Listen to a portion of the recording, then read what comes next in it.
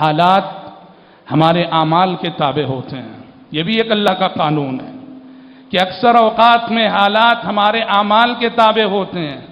اجتماعی سطح پر ہمارے عمل درست ہوں گے، حالات موافق ہوں گے. اجتماعی سطح پر ہماری عملی صورتحال بگڑی ہوئی ہوگی، حالات بھی ہمارے حق میں بگڑیں گے.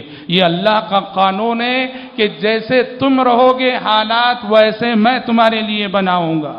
غزوہ احد میں شکست ہو گئی، 70 صحابہ شہید ہو گئے، پیارے نبی کے دندان مبارک شہید ہو گئے، آپ کا سر مبارک پھٹ گیا، زخمی ہو گیا. بہرحال بڑا نقصان مسلمانوں کو لاحق ہوا. سوال کرنے لگے مسلمان ایسا کیوں ہوا؟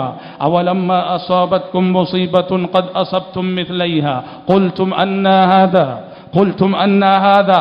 تم سوال کرنے لگے، تم پوچھنے لگے ایسا کیوں ہوا کہ پیارے نبی زخمی ہو گئے، 70 صحابہ شہید ہو گئے، جیتی ہوئی جنگ ہاتھ سے نکل گئی. قلتم ان ھذا، تم سوال کر رہے تھے کہ ایسا کیوں ہوا.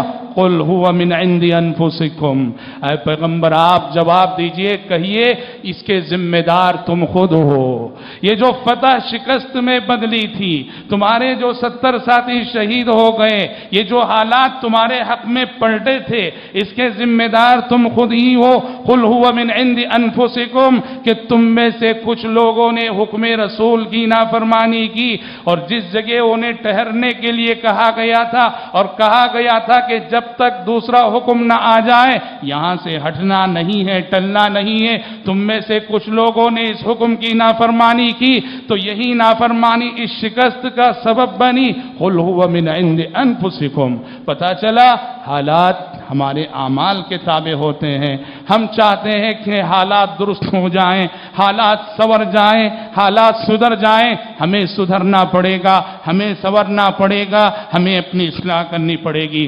اور حضرات اللہ کا ایک قانون یہ بھی یاد رکھیے، اللہ تعالیٰ کا ایک قانون یہ بھی ہے، یاد رکھیے کہ جب وہ اس دنیا میں اپنے بندوں کو متنبہ کرنے کے لیے ان کے بعض گناہوں کی سزا دیتا ہے، تو سزا دینے کا ایک طریقہ اور انداز یہ ہوتا ہے کہ ہم پر ظالم حکمران مسلط کر دیے جاتے ہیں. یہ ہمیشہ سے اللہ تعالیٰ کا دستور رہا ہے، ہمیشہ سے اللہ تعالیٰ کا قانون رہا ہے. وہ بندوں کو متنبہ کرنے کے لیے ظالم حکمرانوں کو مسلط کرتا ہے، جو ان کے حق میں حق تلفی کرتے ہیں، انہیں ستاتے ہیں، ان پہ ظلم کرتے ہیں، تاکہ انسان بیدار ہو جائے اور خود کا محاسبہ کرنے پر مجبور ہو.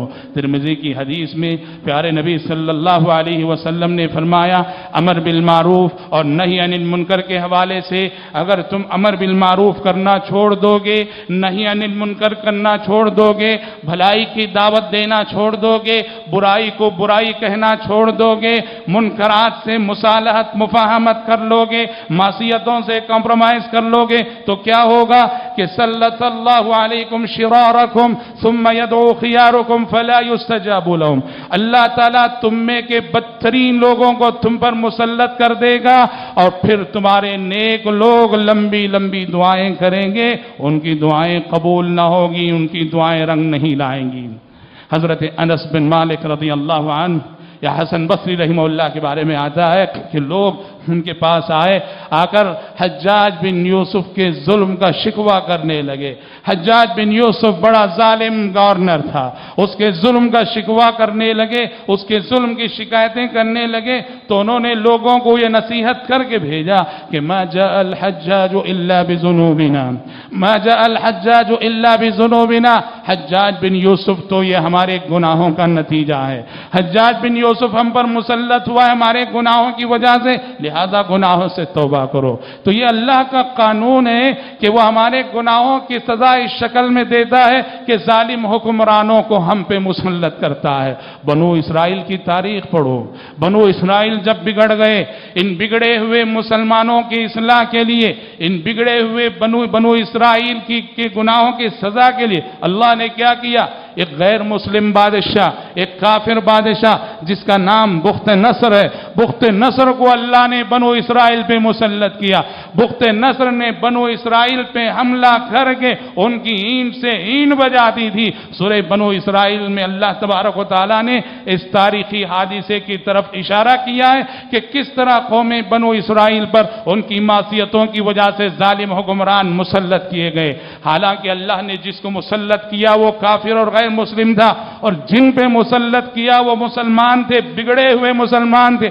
بگڑے ہوئے مسلمانوں کی سدھار اور اصلاح کے لیے قوم بنو اسرائیل پر اللہ تعالیٰ نے بخت نصر کو مسلط کیا.